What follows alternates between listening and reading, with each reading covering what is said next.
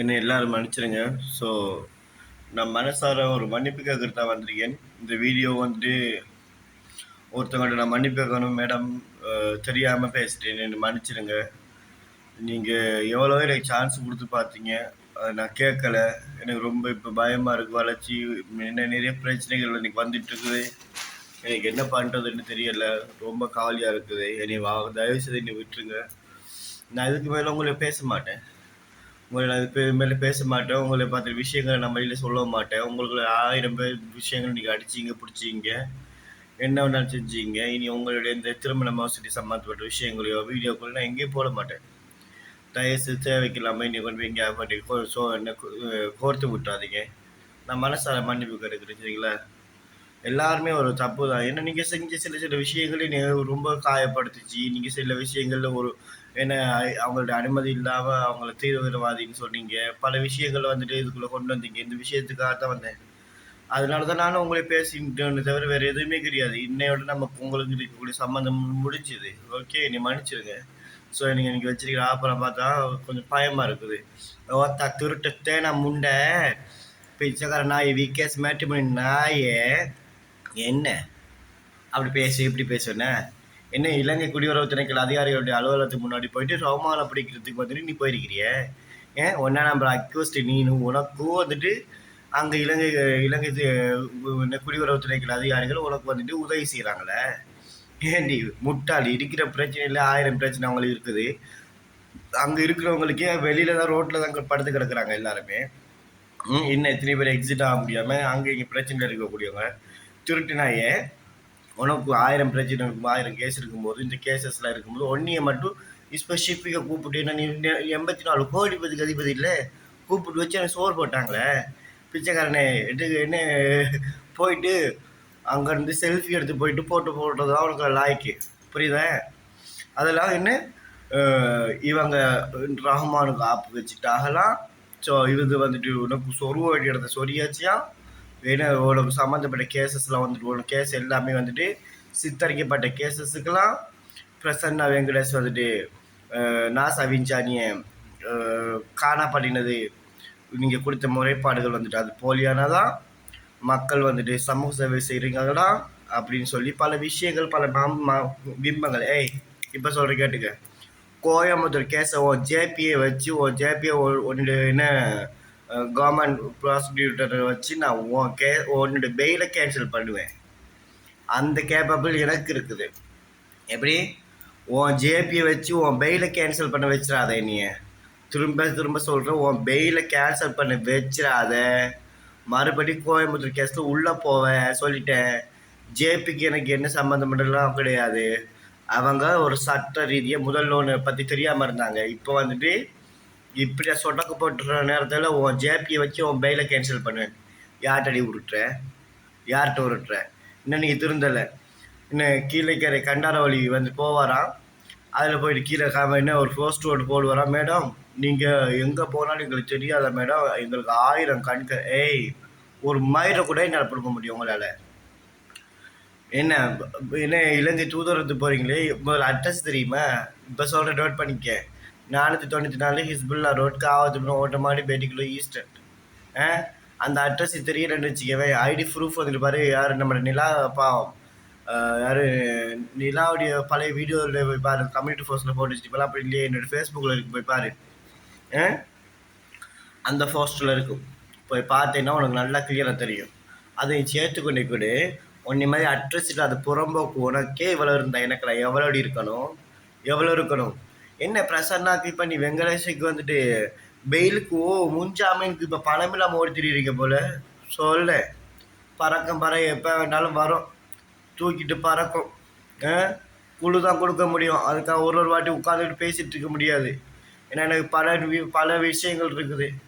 பல விஷயங்கள் இப்போ பேசுகிறதுக்குரிய சூழ்நிலைகள் இருக்குது. இந்த சூழ்நிலைகளாக என்ன ஒன்றா பை ஒன் கெட் ஒன் ஃப்ரீன்ற மாதிரி உங்களில் ஒரு ஆளை தட்டி தூக்கிட்டா அடுத்தது நீங்களாம் வாழ்ந்துட்டு வந்து கும்பலாக மாட்டிப்பீங்க.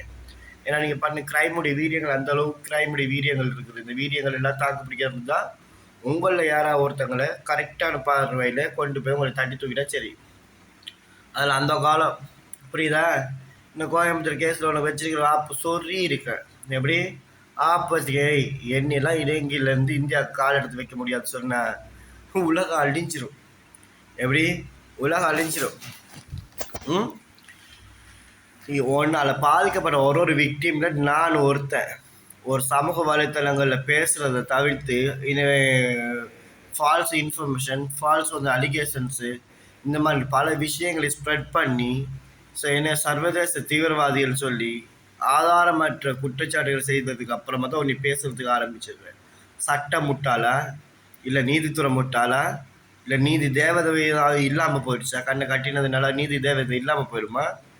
புரியலைல்ல உனக்கெல்லாம். இப்போ நான் சொல்லிட்டு இருக்கேன் நான் எதுலன்னு. இப்போ நீ போட்டல Day 1 Day 2 audios, Day 1 Day 2 ஆடியோஸ்லாம் பழைய ரிக்கார்டு. உன்னுடைய கள்ள மாப்பிள்ளைங்களுடைய ஆதாரங்கள், கள்ள மாப்பிள்ளையுடைய நாசாவுடைய இதெல்லாம் நான் போடக்கூடாதுன்னு தான் இருந்தேன். தட் ஸோ யுவர் ப்ரைவசி சார்ந்த விஷயம் என்ன. ஸோ நமக்கு அதுக்குரிய உரிமைகள் கிடையாது. ஏன்னா நீ ஒரு அக்யூஸ்டு.